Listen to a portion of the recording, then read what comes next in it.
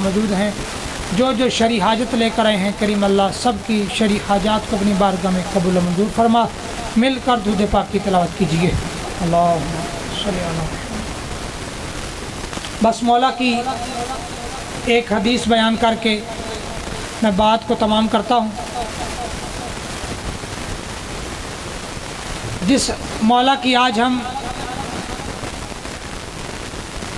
مجلس منعقد کی ہے، اسی کے حوالے سے اسی مولا کا فرمان، اسی مولا کی حدیث۔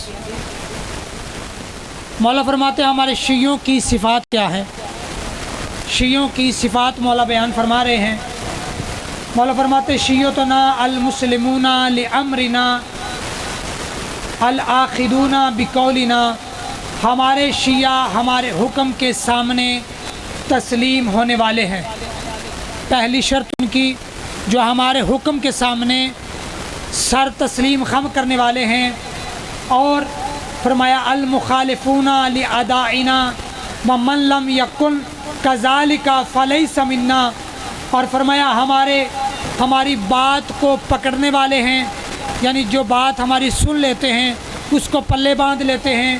اور پھر فرمایا ہمارے دشمنوں کے مخالف ہیں، اور جو شخص ایسا نہ ہو وہ ہم میں سے نہیں ہے۔ یہ تین شرائط مولا بیان فرما رہے ہیں۔ پہلا، ہمارے حکم کے سامنے سر تسلیم خم کرنے والے۔ دوسرا، وہ ہیں جو ہماری بات کو پکڑ لیتے ہیں۔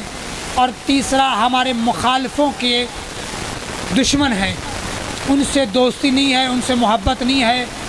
جس میں یہ تین صفات نہیں پائی جاتی، فرمایا فلیس منا، وہ ہم میں سے نہیں ہے۔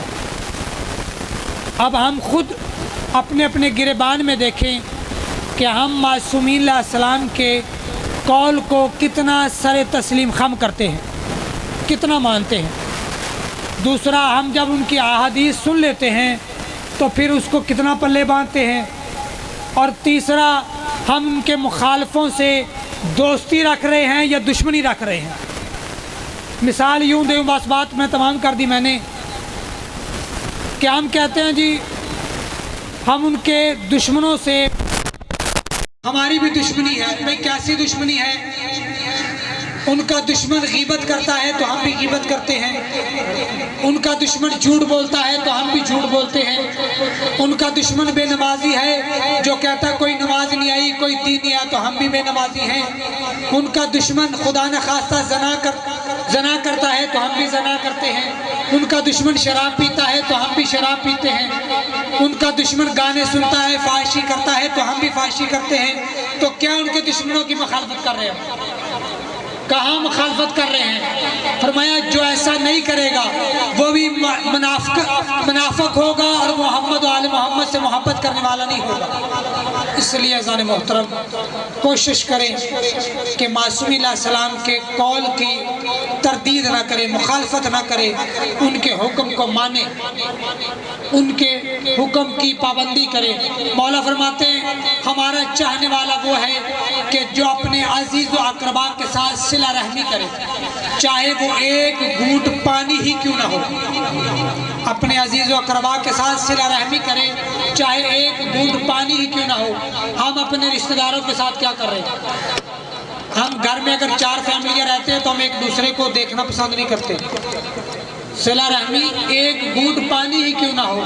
تو عزیزان محترم ہم ان کے حکم کی مخالفت کر رہے ہیں۔ مولا فرماتے ہیں اگر کوئی نیکی کرو تو اسے چھپا دو، اسے لوگوں کے لیے دکھاوا نہ بناؤ، اور اگر تمہیں دوسروں کے اندر عیب نظر آ جائیں تو پھر ان عیبوں کو چھپاؤ۔ اگر ایسا کرو گے تمہارے گناہ معاف کر دیے جائیں گے۔ دوسروں کے عیب دیکھ کر انہیں چھپا دو، اگر چھپا دو گے تو تمہارے گناہ معاف کر دیے جائیں گے۔ بس خالق کائنات ہمیں عمل کرنے کی توفیق عطا فرمائے۔ کی نام ہے؟ اب آپ کے سامنے چند منٹ کے لیے اپنی نوکری پیش کرنے کے لیے ذاکر البیع سید شبیر حسین شاہ صاحب